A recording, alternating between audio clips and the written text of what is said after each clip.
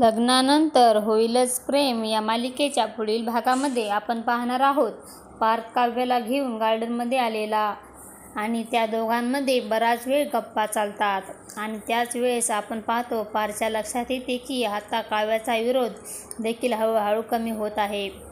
तो स्वतःशीच बोलतो, एका महिन्यामध्ये एवढी प्रगती खूप चांगली आहे, म्हणजे मला या लग्नाकडून काही होप ठेवू शकतो असा विचार करून तो मनोमन आनंदित होतो.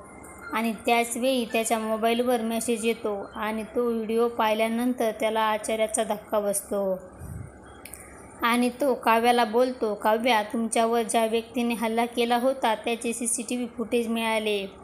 ते दोघेजण CCTV फुटेज पाहू लागतात तेव्हा पाहतात का बोलतात की म्हणजे हा व्यक्ती बरेच दिवसापासून आपल्या सर्व परिवारावर लक्ष ठेवून आहे.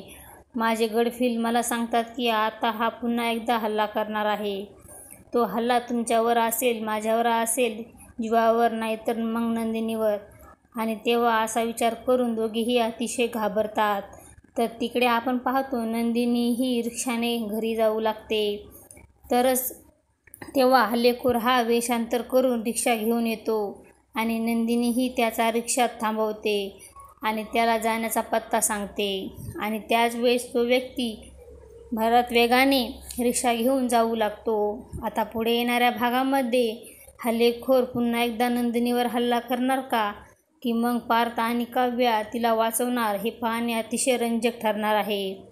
लग्नानंतर होईलच प्रेम या मालिकेचे सर्व अपडेट्स पाहण्यासाठी आमच्या चॅनलला लाईक करा, शेअर करा आणि सबस्क्राईब करायला विसरू नका. धन्यवाद.